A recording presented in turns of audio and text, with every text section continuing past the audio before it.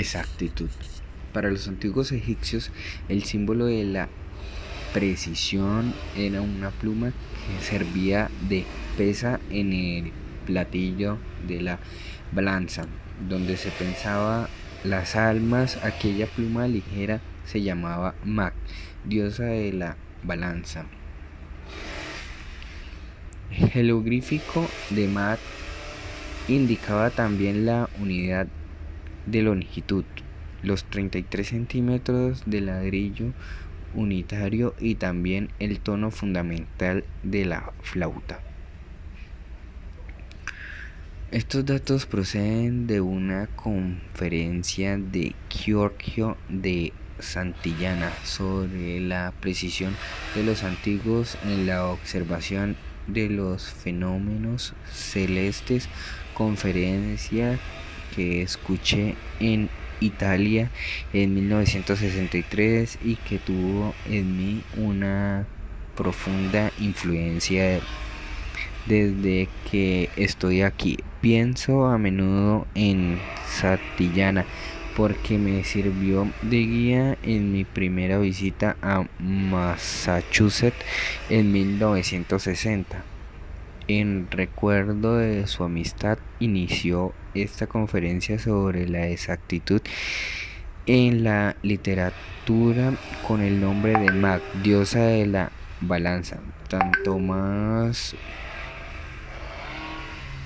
cuanto que la balanza Libra es mi signo zodiacal.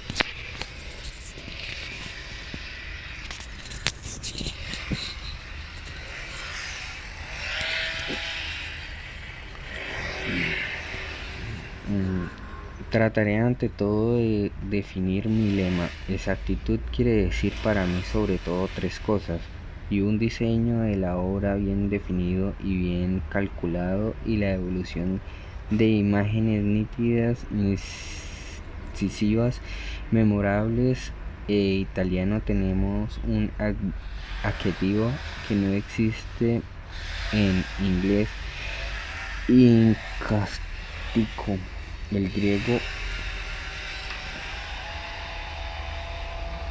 y un lenguaje lo más preciso posible, no léxico, y como expresión de los matices del pensamiento y la imaginación. Porque siento la necesidad de defender valores que a muchos parecerán obvios. Creo que mi primer impulso obedece a que padezco de una hipersensibilidad o alergia, tanto la imprecisión de que el lenguaje se usa siempre de manera aproximativa, casual, negligente, y eso me causa un disgusto intolerante. No se vaya a creer que esta reacción corresponde a una intolerancia hacia el prójimo. Lo que más me molesta es unirme a hablar.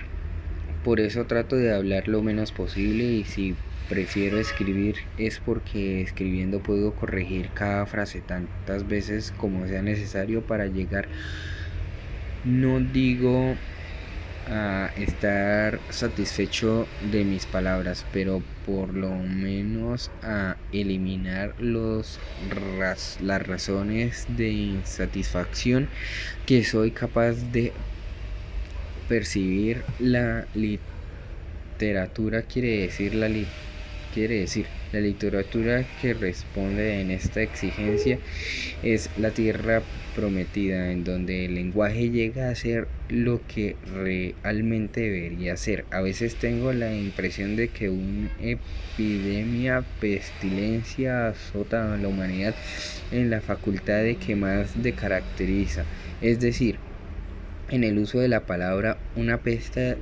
del lenguaje que se manifiesta como pérdida de fuerza cognitiva y de inmediatez, como automatismo que tiene a nivelar la precisión de una forma más genérica. anónimas atractas a diluir los significados, a eliminar las puntas expresivas, a apagar cualquier chispa de brote del encuentro de las palabras como es circular, circunstancias.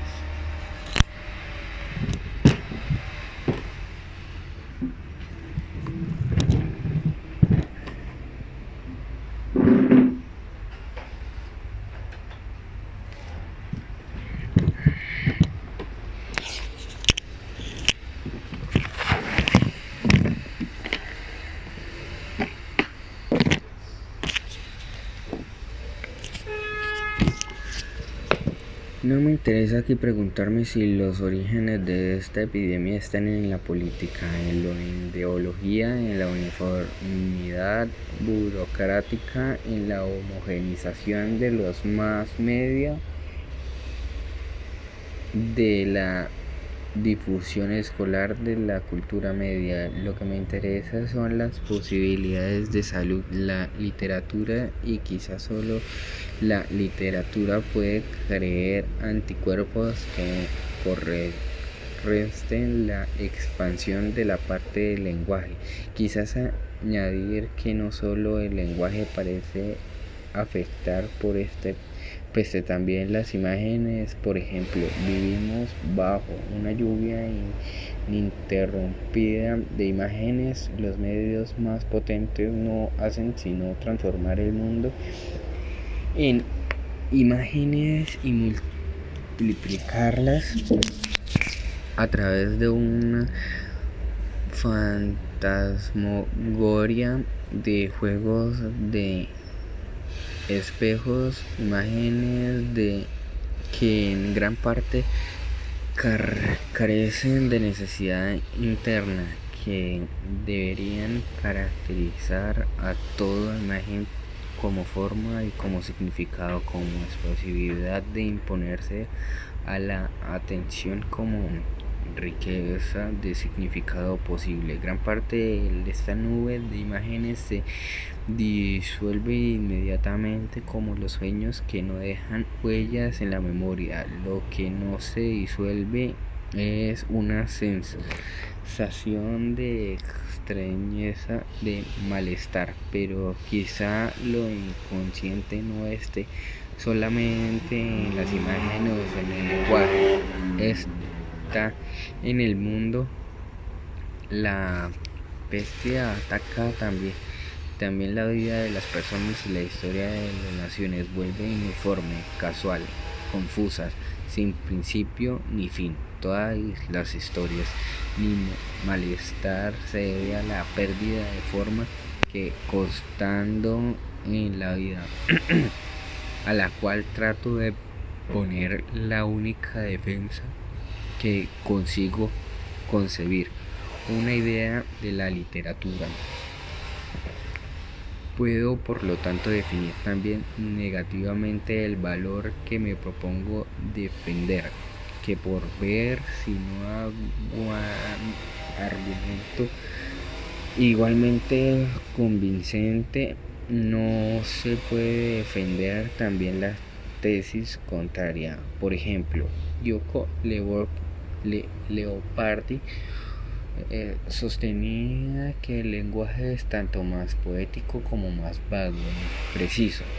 Señalaré el paso que el italiano cree lo único lenguaje que vago significa, también gracioso, atrayente. Partiendo del sentido original Werdering, vagar, la palabra vago lleva consigo una idea de movimiento y mutualidad que en italiano se asoció tanto como lo incierto y lo defendido como lo gracioso, lo agradable. Para poner a prueba mi culto de la exactitud, releeré los paisajes de Sivaldo, en lo que Leopardi hace el elogio de lo vago. Dice Leopardi. Le parole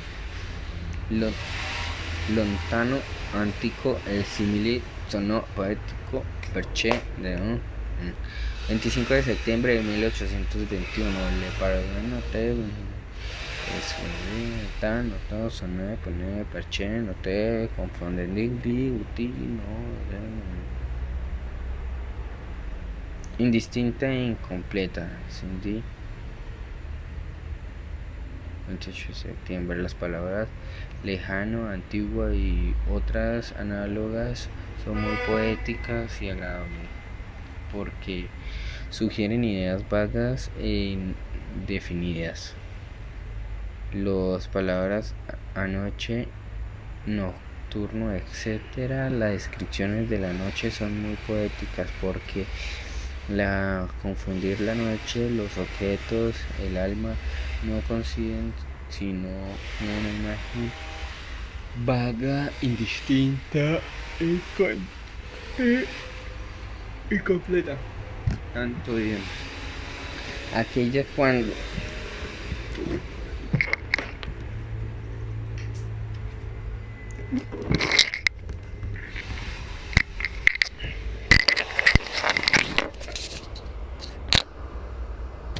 el alma no coincide sino una imagen vaga, indistinta, incompleja, tanto que en aquella cuando una contenido, así también ocurrido profundo, etc. La razón de Leopardi están perfectamente ejemplificadas en un verso de que les da la autoridad de lo que es la democracia con los hechos. Sigo buscar a otros ejemplos que esta posible de Leopardi.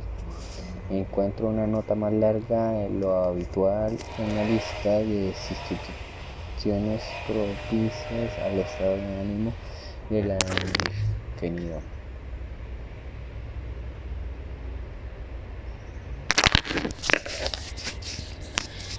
La luz del sol o de la luna vista en el lugar donde aquello no se vean y no se descubre. La fuerza de la luz, un lugar solo en parte iluminado por dicha luz, el reflejo de esa luz y los varios efectos materiales que de la derivan, el penetrar de aquella luz en lugares donde resulta incierta y difícil y no se distingue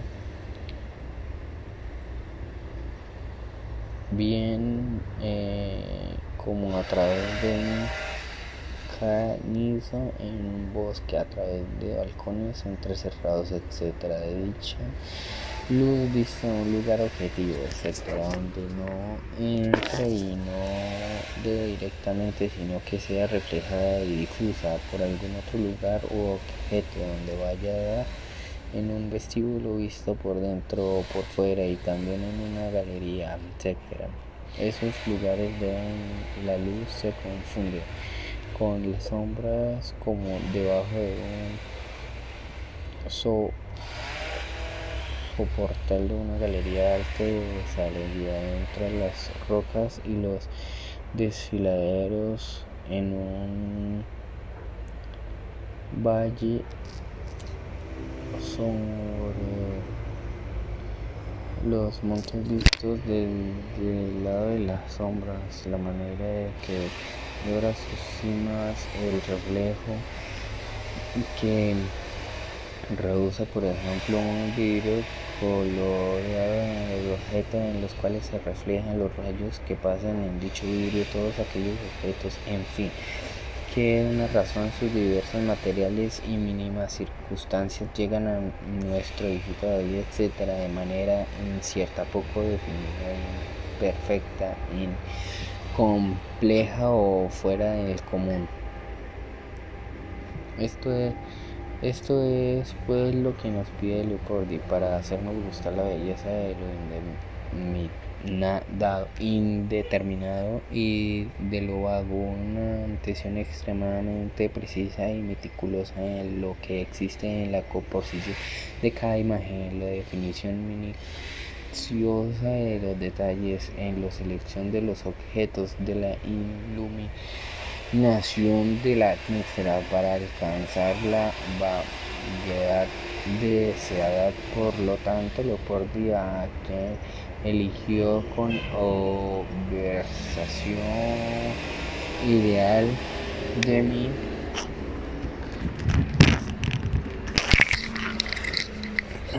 apología de la exactitud resulta ser un estético recibo o favor.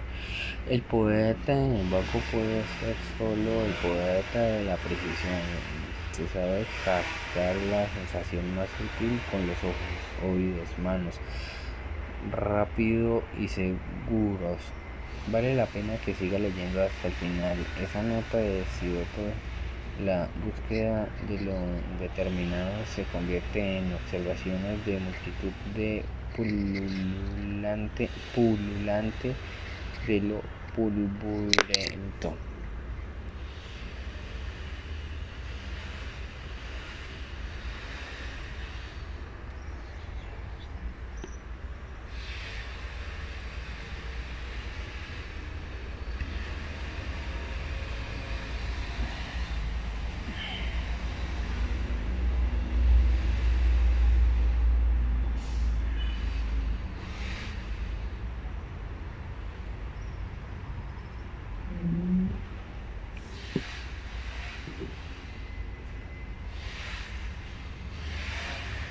Es gratísima también por lo mencionado razones la visión de una multitud innumerable con lo de las estrellas o de los peores.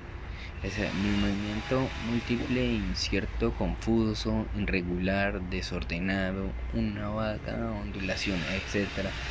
En el alma no puede determinar ni concebir definida y diferenciadamente, como el de una muchedumbre o un gran número de hormigas, o en el mar agitado.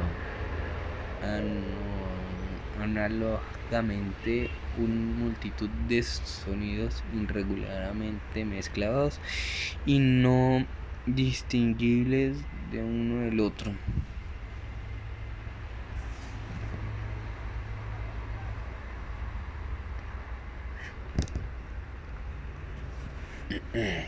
Llegamos aquí a uno de los núcleos de la poética de Leopardi, de su poema lírico más bello y famoso, protegido por un seto, al otro lado del cual se ven solamente en el cielo del poeta, sintiendo al mismo tiempo miedo al placer, imaginando los espacios infinitos. Este poema es de 1819.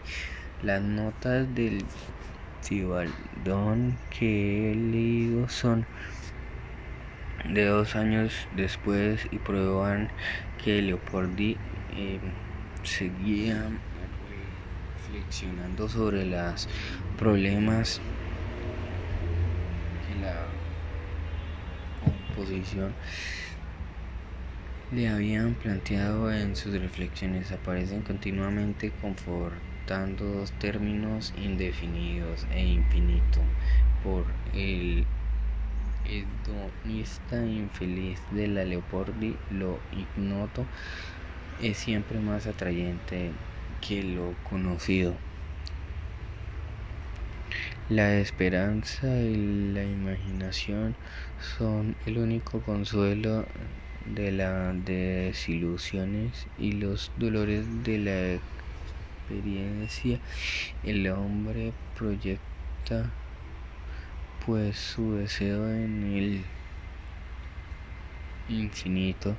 Solo tienen placer cuando pueden imaginar que aquel no tiene fin, pero como la mente humana no logra concebir el infinito, más aún retrocede atemorizada ante su sola idea, no le queda sino conectarse con lo indefinido, con sensaciones que al confundirse con otro crean la impresión de lo ilimitado, ilusorio, pero sin embargo placentera. No solo en el famoso final de Infinito prevalece la dulzura sobre el temor, porque lo que los versos comunican a través de la música de las palabras es siempre una sensación de dulzura, aun cuando definan experiencias de angustia. Me doy cuenta de que estoy explicando a Leopardi solo una términos de sensación, como si aceptara la imagen que se pretende dar de sí mismo como seguidor de sensación en el siglo XVIII. En realidad el problema de Leopardi aborda es especulativo y metafísico, un problema que domina la historia de la filosofía desde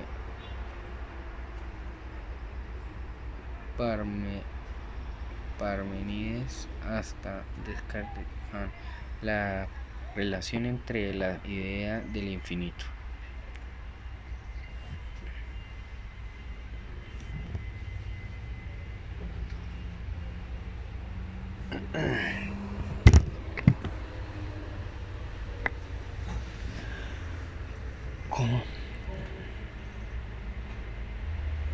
Como espacio absoluto y tiempo absoluto de nuestro conocimiento empírico, el espacio y el tiempo, Leopardi parte pues el rigor abstracto de una idea matemática de espacio y el tiempo y los confrontan con el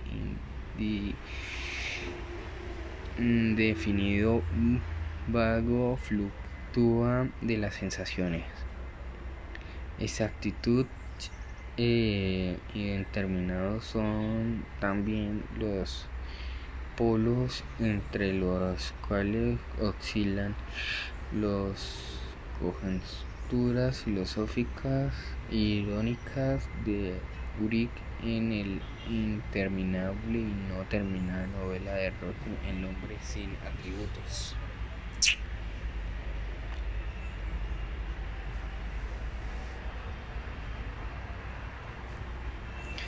Si el elemento observado en el propio exactitud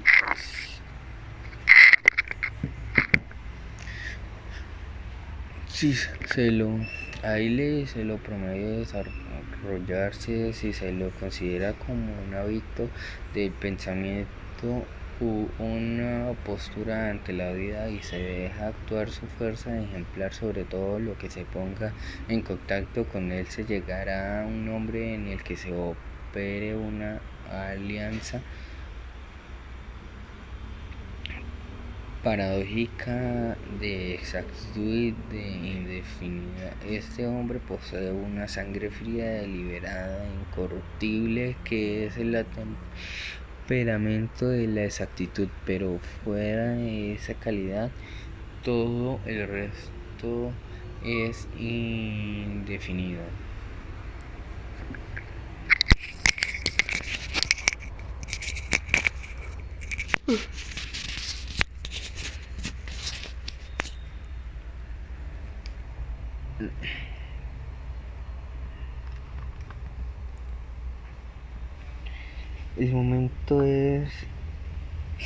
El momento en el que Musiel se acerca más a una propuesta de solución es cuando recuerda que existen problemas matemáticos que no admiten una solución general, sino más bien soluciones parciales, cuya combinación permite aproximarse a una solución general. Y piensa en que este método se adaptaría a la vida humana muchos años después. Otros escritos en cuya mente evitaban el denominio de la exactitud y que el de la sensibilidad. Pues se preguntaba si no sería posible concebir una ciencia de lo único y de lo irrepetible en la cámara lúcida.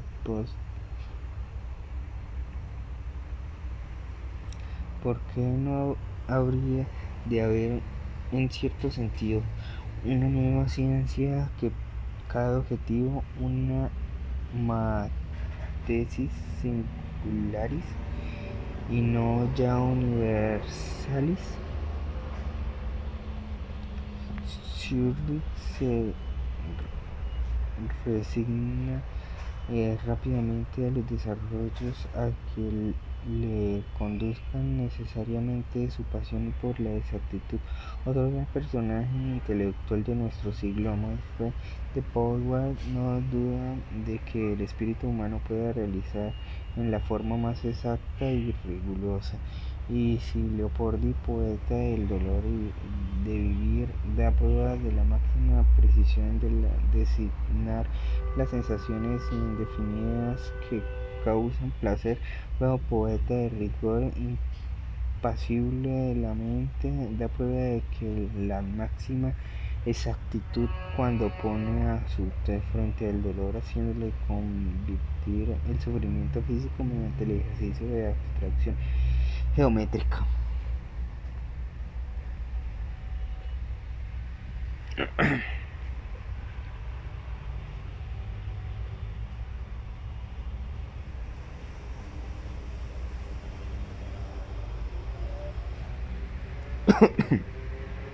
Álvarez es la persona de nuestro siglo que mejor ha definido la poesía como una tensión hacia la exactitud. Me refiero sobre todo a su obra de crítico y de ensayista, en la cual la poética de la exactitud es una línea que se remonta desde Mayamer de Baudelaire y de Baudelaire a Edgar Allan Poe.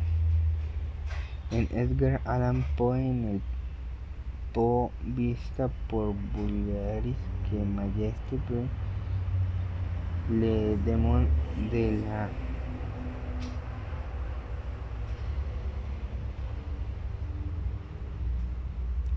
el demonio de la lucidez, el genio del análisis y el inventor de las combinaciones más nuevas y seductoras de la lógica con la imaginación del misticismo, con el cálculo del psicólogo, que la sucesión, el ingeniero literario que ahondaba y utiliza todos los recursos del arte. Esto es lo que dice Bain en su ensayo Situación, que tiene para mí el valor de una manifestación de poética junto con otro ensayo sobre Poe y una composición a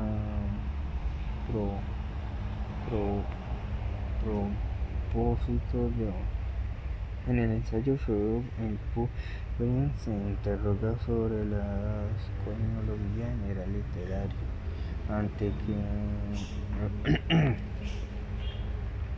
antes que especulación científica, y hace una brillante refundación de la idea del universo, que es asimismo una afirmación de una fuerza mítica que no tiene imágenes del universo. Llega consigo también aquí, como un Leopardi, la atracción y la repulsión del infinito. También aquí las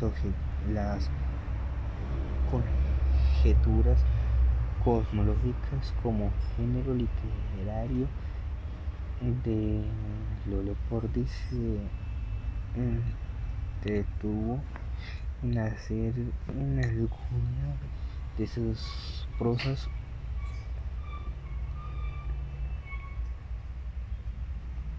acerca del nazismo y sobre todo de Schindler, lo trágico que se echa ese vacía como el anillo de Saturno y su esposa está en el Sol.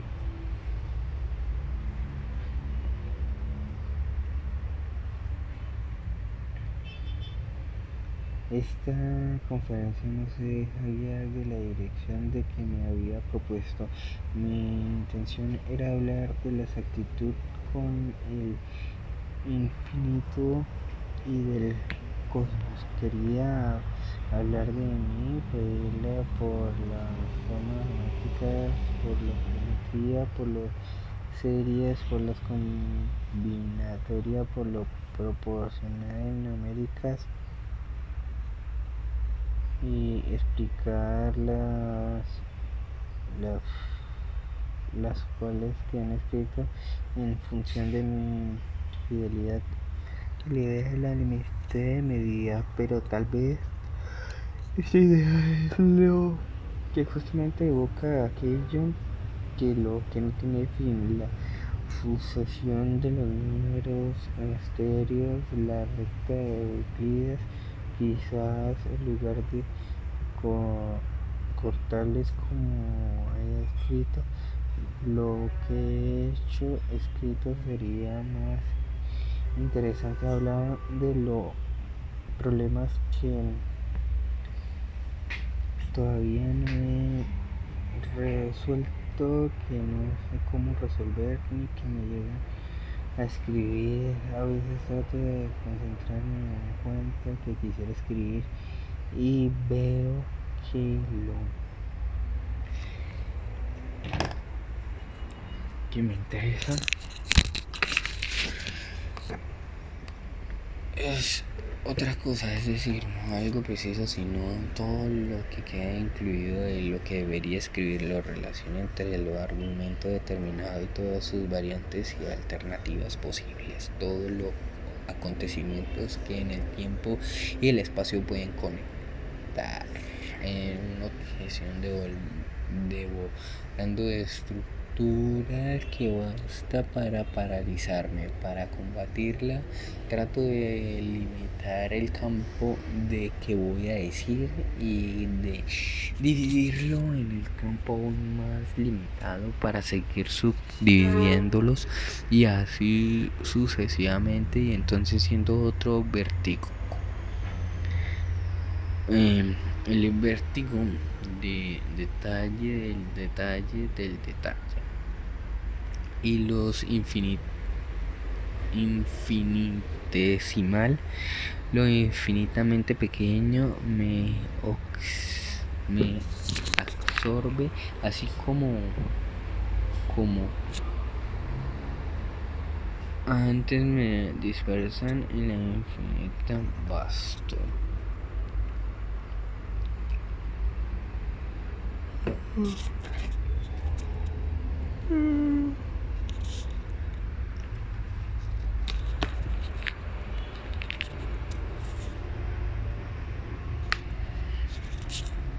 La afirmación de Freud le doy la explicación yo con la luz de la filosofía de Leopoldo Bru, no el gran cosmólogo,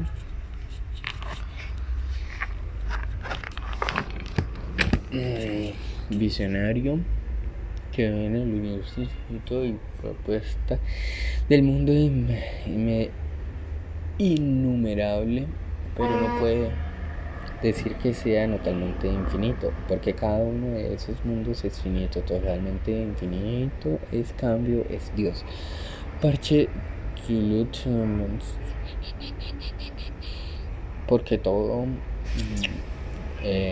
totalmente, porque todo él está en todo el mundo y no cada uno por su parte infinita y su totalmente. Entre otros libros italianos.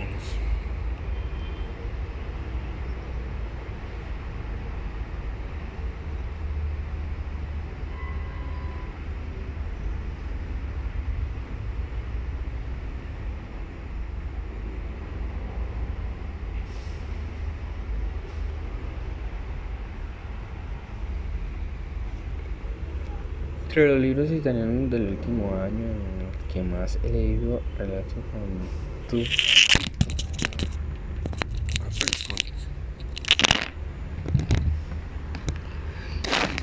Y continúa pasando revista a todas las argumentaciones sobre el tema, en el que el resultado de que la extensión del infinito se disuelva invierte en la densidad de la infinitesimal. Esto vincula entre las elecciones formales de la composición literal y de la necesidad en que un modelo cosmológico, es decir, un cuaderno mitológico general, esta presenta, creo,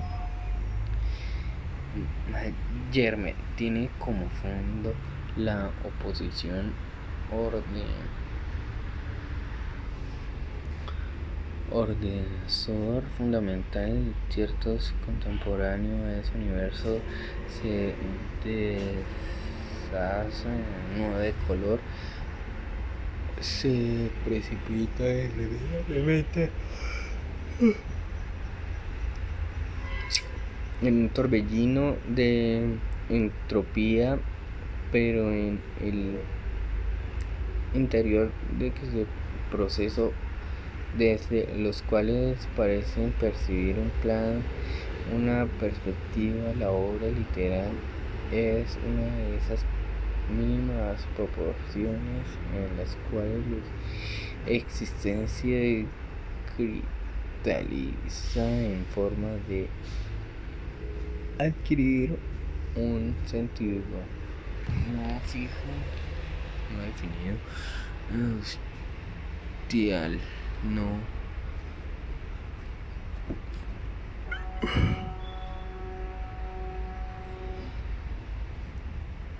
dentro de este marco ha de considerar la valoración de los procedimientos logísticos, geométricos, metafísicos que se han impuesto a través de figurativas de los primeros decenios de siglo, y a continuación en la literatura. El emblema de cristal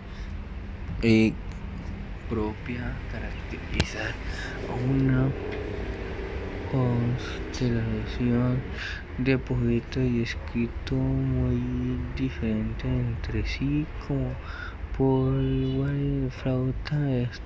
Estos son Estados Unidos.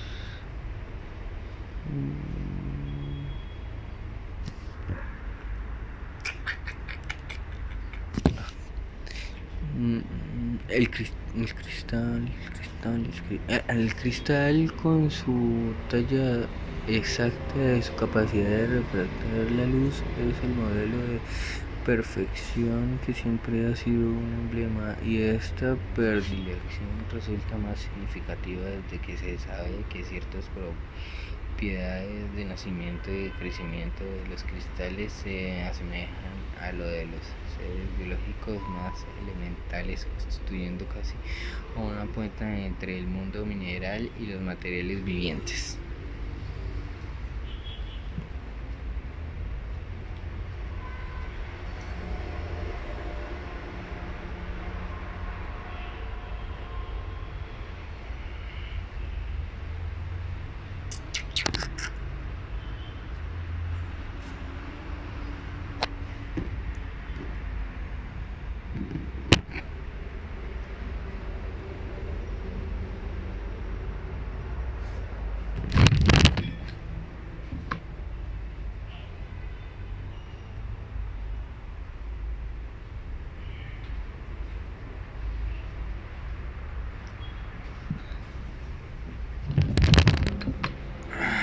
Dejaré ahora al lado de las implicaciones para la filosofía de la ciencia. Tiene las posiciones de Peiger, que defienden el principio del orden del mundo, es decir, la llama, y el Corky, que defiende el Sepp-Octave-System, es decir, el cristal. Lo que me interesa ahora es la yuxtaposición de estas dos figuras como en uno de aquellos emblemas del siglo XVI de que les hablé en En la conferencia anterior que está llamada formas de belleza perfecta, de los cuales no pueden apartarse la mirada, dos modos de crecimiento en el tiempo, de gastos de la materialización circundante, dos símbolos morales donde absoluto, dos categorías para clasificar hechos, ideas, los sentimientos. Me refiero a su momento, un partido de cristal en la literatura de nuestro siglo. Creo que es su propio establecer una lista de similar para el partido de llamas. Siempre me es considerada partida de cristal. Para lo que acabo de citar, me enseñan a no olvidar el valor que tiene la llama como modo de ser, como forma de existencia, quizás igual de que considera partida de llama no pierde la calma.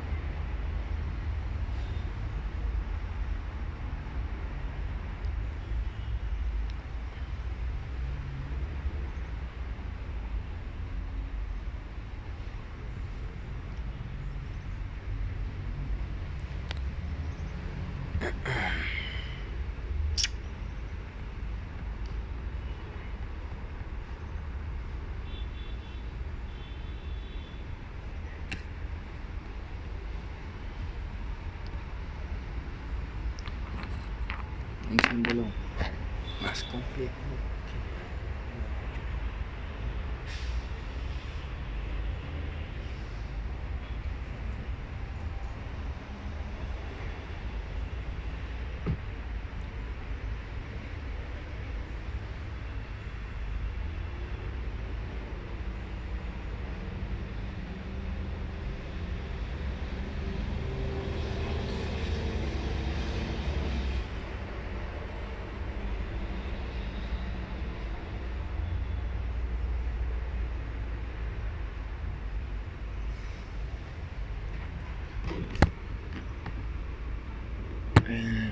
un símbolo más complejo que me ha dado la mayor posibilidad de expresar la tensión entre racionalidad geométrica y maraña de la existencia humana de la ciudad del libro, de que creo haber dicho más cosas, sigue siendo las cualidades visibles, porque puede encontrarse, construir esta estructura, como se puede seguir múltiples recorridos y extraer conclusiones plurales y ramificadas. Personifica la tendencia racionalista geometrizante o algebraizante del intelecto, y reduce el conocimiento de su imperio de la combinatoria de los piezas de ajedrez, las ciudades de torres, disponibles de torres, alfiles, caballos, reyes, reinas, peones, casillas blanco y negro.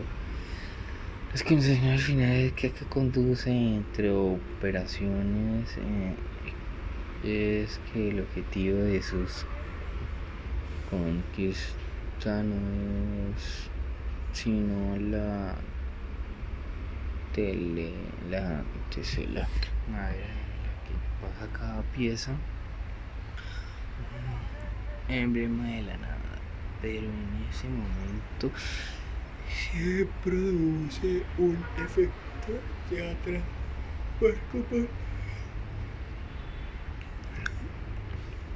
observando mejor aquello que le parece la nada.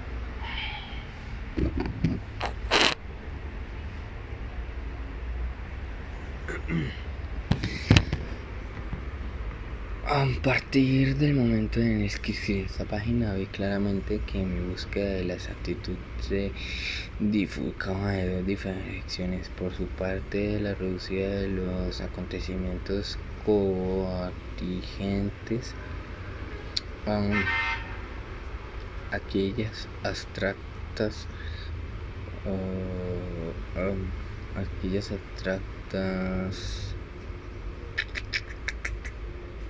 con lo que puede afectar operaciones y demotar teoremas, y por otro, el esfuerzo de la palabra por expresar con la mayor precisión posible el aspecto sensible de las cosas. En la realidad, mi escritura se ha encontrado siempre frente a dos caminos diferentes que corresponden a dos tipos distintos de desconocimiento: uno el avanzado, por el que especie metal de una representación incorpórea, donde se puede trazar líneas que unen puntos, proyecciones, formas abstractas, vectores de fuerza, u otro que avanza por un espacio atento de objetos y trata de crear un equivalente verbal que ese espacio licitado de la página de la palabra en un esfuerzo de adecuación minuciosa de lo escrito a lo que es escrito de la totalidad de lo decible, y lo que no decide son los impulsos diferentes hacia la exactitud, que nunca llegará a la manifestación, sobre todo porque lenguas naturales dicen siempre algo más que lo que dicen las lenguas formalizadas. Extraña siempre cierta cantidad de ruido que perturba la esencialidad de información. El otro porque expresar la densidad y la continuidad del mundo que nos rodea, el lenguaje de fragmentos con lenguas dicen siempre algo menos respecto a la totalidad de la experiencia entre estos dos caminos nacidos continuamente y conocimiento, que he explorado lo máximo las posibilidades de uno.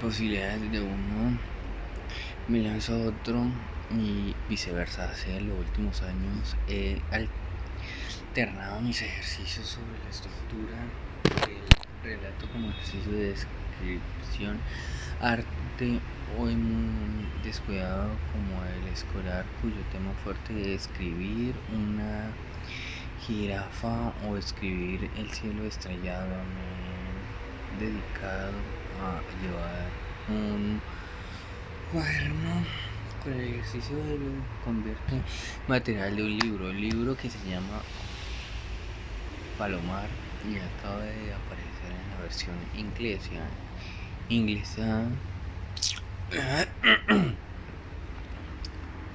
en un espacio de diario sobre problemas de conocimiento mínimo, vías para establecer relaciones en el mundo, gratificaciones y frustraciones en el uso del silencio de la palabra.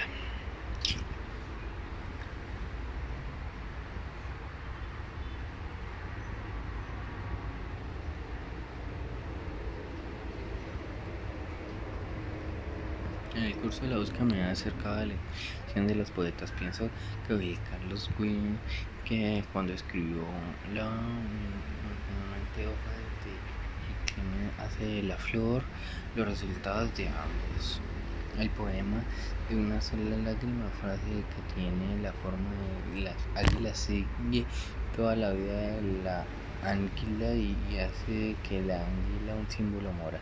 Pero sobre todo pienso de que Francis Pullman, que con sus pequeños poemas de prosa han creado un género único en la literatura contemporánea. Exactamente ese cuaderno de descripciones de escolta que debe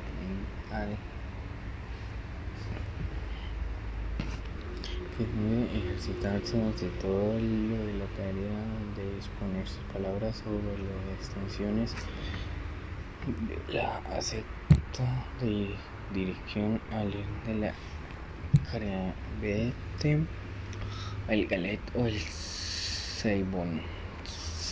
Representa lo mejor ejemplo de una batalla en el lenguaje para convertirlo en un lenguaje de las cosas que parten de las cosas y vuelve a nosotros cargando de todo lo humano que las cosas hemos metido.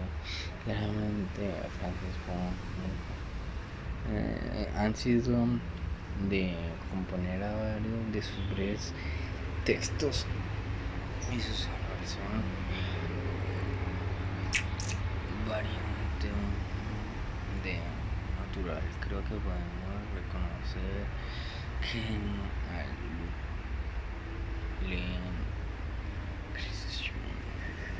de nuestro tiempo construye la felicidad del mundo a través del polvillo de la palabra.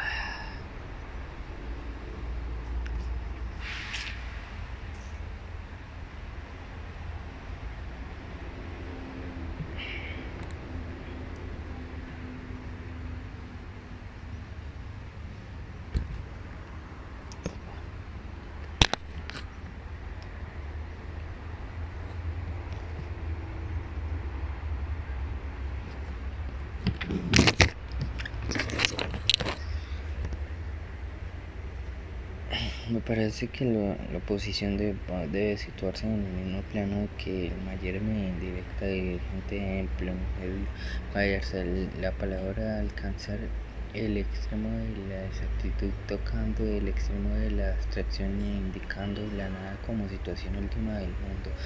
Empuje el mundo tiene la forma de cosas más humildes, contingentes y asimétricas en la palabra, es lo que sirve para dar cuenta de que varias infinitas de esas formas irregulares y minuciosamente complicadas. Hay quien cree que la palabra es el medio para alcanzar las sustancias del mundo, la situación última, única, absoluta, más que representa esta abstracción, la palabra se identifica con ella, por lo tanto es ironía difícil de medir.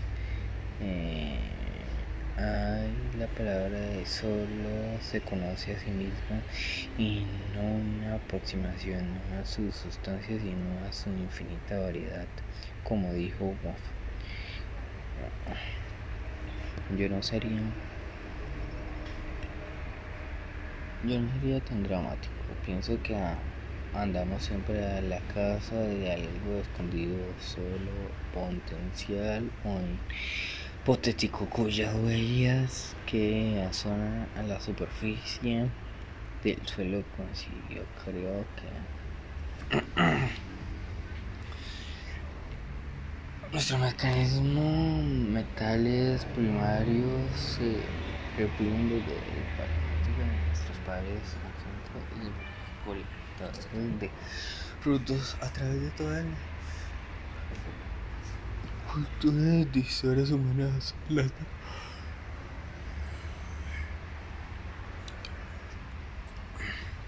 Exploraron una de las huellas visibles en las cosas visibles, con las cosas avisantes, con las cosas deseadas o actividad con el frágil puente improvisado tendiendo sobre el vacío. Por eso, para mí, el uso justo del lenguaje es el que permite acercarse a las cosas presentes ausentes, como descripción, atención, cautela, respeto hacia aquello de las cosas.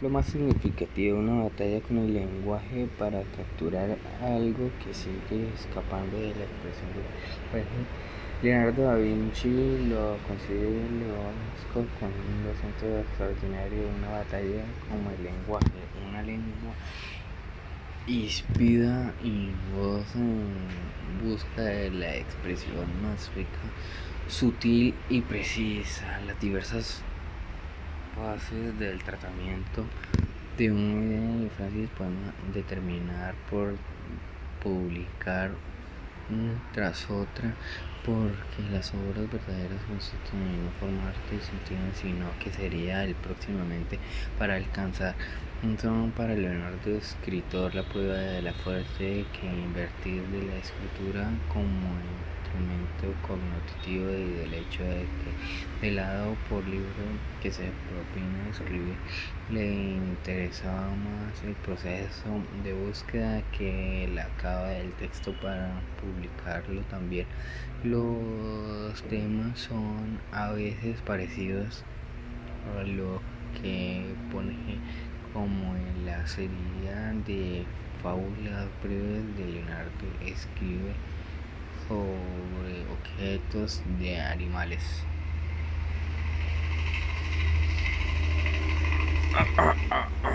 Tomemos como ejemplo la fábula de fuego. Leonardo da un breve resumen. El fuego ofendido porque tienen encima del agua de la olla, el que sin embargo es el superior elemento, alza sus llamas cada vez más alto hasta que el agua hierve y al derramarse apaga, que puedes desarrollar en 3 versiones sucesivas.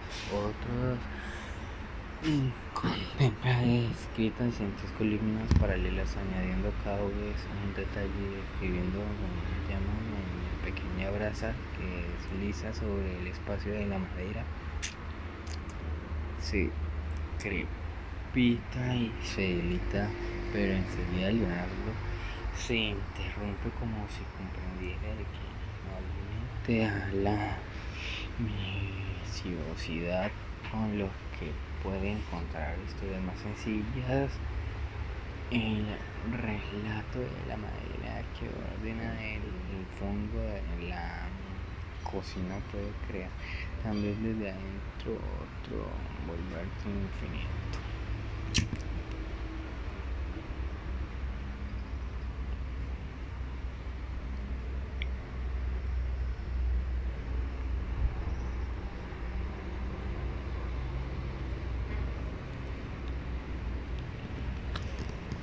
Leonardo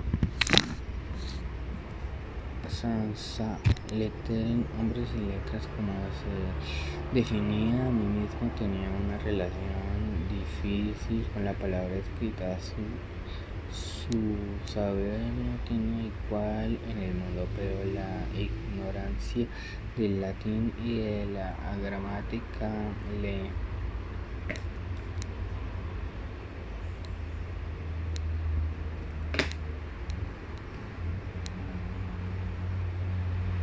impide comunicarse por escrito del autor de su tiempo. Naturalmente, él sabía que muchas de sus obras podía expresarla con el dibujo mejor que con la palabra. Con aquella es que anotaba en su cuaderno anatomía, y no solo la ciencia sino también la filosofía. Estaba seguro de que comunicarla mejor por la pintura y el dibujo, pero tenía además una sencillez inocente de escribir, de usar la escritura para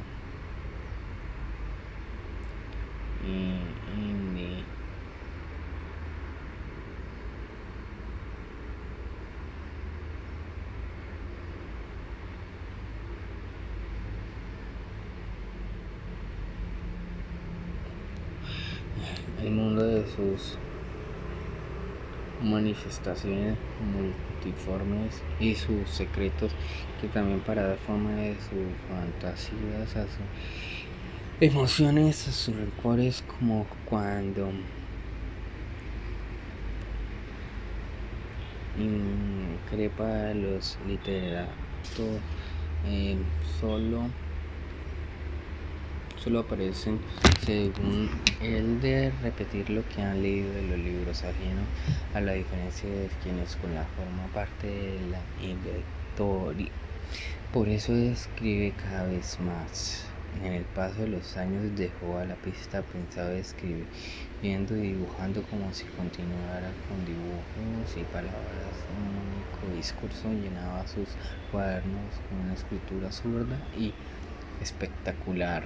En las hojas 265 del Nuevo Atlético, Leonardo comienza a anotar pruebas para demostrar que la tesis del crecimiento de la Tierra puede dar ejemplo de medidas tragadas por la Tierra pasada a los fósiles molinos llamados de las montañas, y en particular distintos huesos que suponían pertenecientes a un monstruo marino.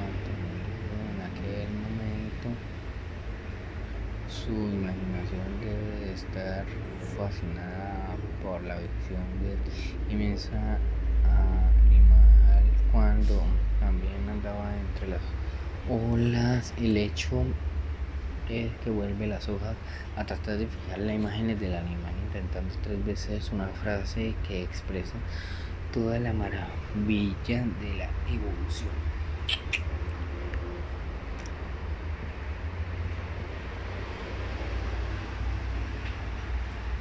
Después trata de adivinar la andadura del monstruo, introduciendo el verbo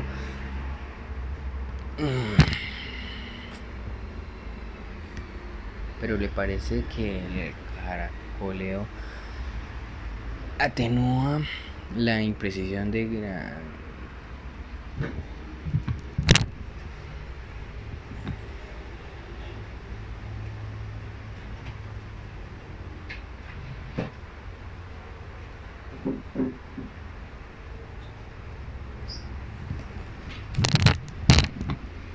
escogen caracoleo tiene una imprecisión de grandiosidad y majestad de quien evocar. Escoge entonces el verbo soltare y corrige todo lo construido de pasaje, dándole compacidad, ritmo, con seguridad, sabiduría literaria.